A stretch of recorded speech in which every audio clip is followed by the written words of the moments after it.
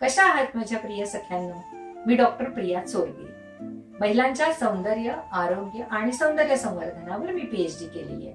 गेली 35 वर्ष मी हा व्यवसाय पण करतेय आणि यामधून काही प्रयोग पण करतेय. या सर्व ज्ञानाचा, अनुभवाचा आणि प्रयोगांचं जे काही सार काढलेलं आहे ते आपल्यापर्यंत पोहोचवण्यासाठी हा संवाद साधत आहे.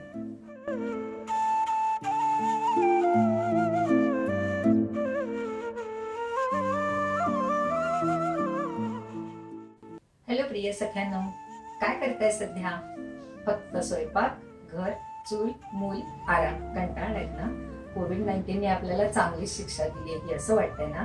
ना बाहेर जाणं, ना नटणं थटणं, ना कोणाला भेटणं, ना काही मजा मस्ती.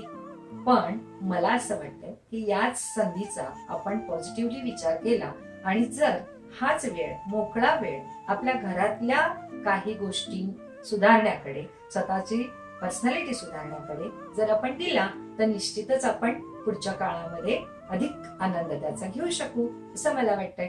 बघा हा, सगळे घरात बसलेले.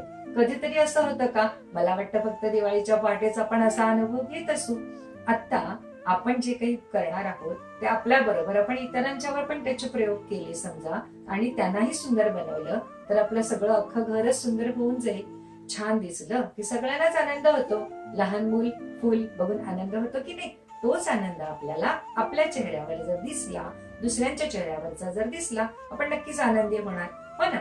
आता आपल्याला खरं एक महत्वाची गोष्ट बघायला पाहिजे की या कोविड-19 मुळे आपल्याकडं सगळ्यांच्याच कडं फायनान्शियल थोडे क्रायसिस सुरू झालेत. बघतोय आपण सगळ्यांचे धंदे बंद झालेत, नोकऱ्याच्या मध्ये प्रॉब्लेम यायला लागले. 15%च फक्त लोकांनी या म्हणून सांगितले. अशा वेळी काय होतं की पहिला महत्वाचा विषय आपल्यामध्ये प्रत्येक गोष्ट करताना पैशाचा येतो. पण आपल्याला हे करायचंच नाहीये. काहीही बाहेर न आणता घरातल्या ज्या वस्तू आहेत त्याच्यातूनच आपल्याला सौंदर्य साधना करता आली तर किती छान ना? खरंच हसलात की नाही कल्पनाच ऐकून? बघा हा, आता आपल्याला आज सौंदर्य संवर्धनातली पहिली एक स्टेज मी सांगणार आहे. याच्यामध्ये आपण काय करतो? समजा आपल्या घरी पाहुणे येणार आहेत, आपण घर छान करायचा विचार करतो, व्यवस्थित ठेवताना पहिली स्वच्छता करतो. तीच आपल्याला गोष्ट आपल्या सौंदर्य संवर्धनात करायची. आता पहिली जी पायरी आहे ना सौंदर्य संवर्धनाची, त्याला आपण क्लिन्झिंग असं म्हणतो. आता हे क्लिन्झिंग म्हणलं की पार्लर आठवत असेल, बरंच काय काय सुंदर वास आठवत असतील. आपल्याला त्यातलं काहीही घ्यायचं नाहीये, कारण प्रत्येक गोष्ट घरातल्या वस्तूपासून करायची. मग काय करूया? बघा बरं हा, दूध आपण रोजच वापरतो. दूध आपण आपल्यासाठी खूप पौष्टिक आहे, चांगलं आहे म्हणून मुलांनाही देतो, आपणही घेतो. पण आपण कधी असा विचार केलाय का की दूध हाच आपल्या स्किनचं क्लिन्झिंग पण करू शकतो? पण तसं आहे हा, दूध जे आहे त्याच्यामध्ये अशी काही एन्झाईम्स आहेत की जे तुमच्या त्वचेवरील टॅनिंग काढून टाकतील, तुमच्या त्वचेवरील मृतपेशी पण काढून टाकतील.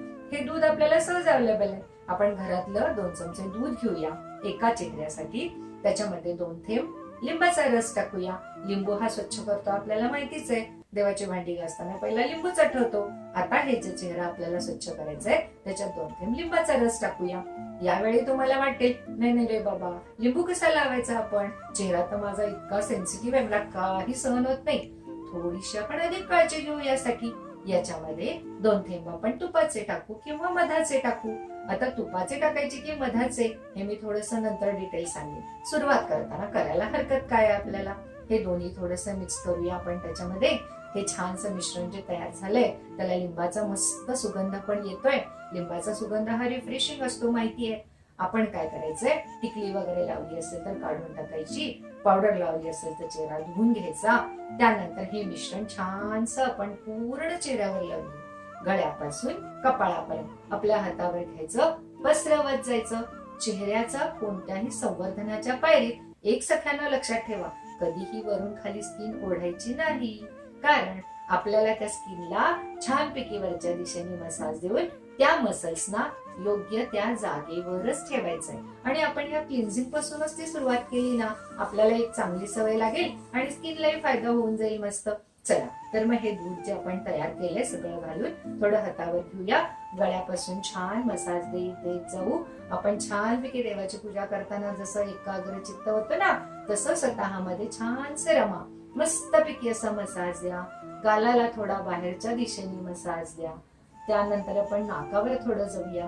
मधल्या बोटांनी छान नाक प्रेस करत वर जाऊया. वरच्या दिशेने कपाळाला आपण छानसा मसाज देऊया. हा मसाज देऊन झाला की आयब्रोच्या नंतर हळूहळू हळू खाली आला की एक छानसा खड्डा लागेल तुम्हाला तिथे. त्या खड्ड्यामध्ये मधल्या बोटाने थोडं प्रेशर द्या बघू, द्या बघू. वा, काय छान वाटतंय ना. हळूवार सोडा. अतिशय छान फ्रेश असं फिलिंग येईल आपल्याला. का बरं हे आलं? आपल्या चेहऱ्याला सप्लाय देणाऱ्या सगळ्या नर्वचा एक गुच्छा, एक सेंटर महत्वाचं इथे आहे.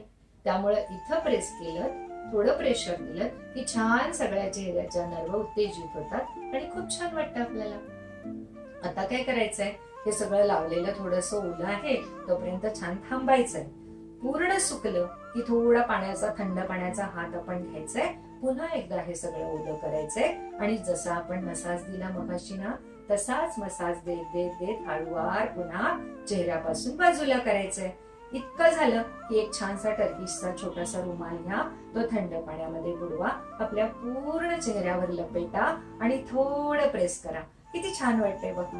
थंड पाण्याचा स्पर्श सगळ्या तुमच्या नर्व्सना, मसल्सना पुन्हा एकदा उत्तेजित करून जाईल. हळूवार पुसून घ्या. स्वच्छ चेहरा तुमच्या समोर असेल. कधी साबण लावून सुद्धा एवढं छान वाटलं नव्हतं ना. बघा किती मस्त वाटतंय. साबणाला आपण 60-60 रुपये खर्च करतो आणि शिवाय घरी आल्यानंतर त्याचा तितका उपयोगी होत नाही. त्याच्यापेक्षा 2 चमचे दुधामध्ये अधिक चांगला क्लिन्झर हा आपल्या उपयोगी येईल. एखादीला वाटेल मला पिंपल्स खूप आहेत, तिने दूध न वापरता दुधाच्या ऐवजी काकडीचा रस वापरायला हरकत नाही. त्या पद्धतीनं केलेला क्लिन्झर तिच्या त्वचेला अधिक चांगला तेज आणि अधिक चांगला उपयोगी तिचा सिद्ध होईल, कारण ते पिंपल्स पण कमी यायला लागतील. तिच्या तेलकट त्वचेवरची उघडी झालेली, मोकळी झालेली छिद्र आपोआप बंद व्हायला लागतील. अतिशय चांगला हा क्लिन्झर तिच्यासाठी पण असेल आणि कोरड्या त्वचेसाठी पण असेल. आता या क्लिन्झरनी काय काय फायदे झाले बघा बघू वर्षात.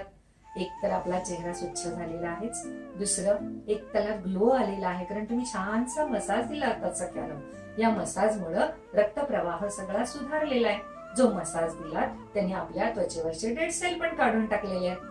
अतिशय सुंदर, टाईट, स्वच्छ, नीट आणि देखणा माझा चेहरा. बघा बघू एकदा. आवडला का हा व्हिडिओ? जर आवडला असेल तर लाईक करा, शेअर करा आणि सबस्क्राईब करा. याच्यामुळं तुमच्या इतर मैत्रिणींना पण सौंदर्य मिळेल. आणि लवकरच आपण पुन्हा अनेक वेगवेगळे विषय घेऊन इथे भेटणार आहोत. तुमचे काही प्रश्न असतील या संदर्भात तर कमेंट बॉक्स मध्ये मला द्या. निश्चित मी त्या प्रश्नांची स्वस्त आणि मस्त उत्तरं देईन. आपण लवकरच भेटू, पण तोपर्यंत जे सांगितलंय ना तेवढं करत राहा आणि छान दिसा. Bye bye.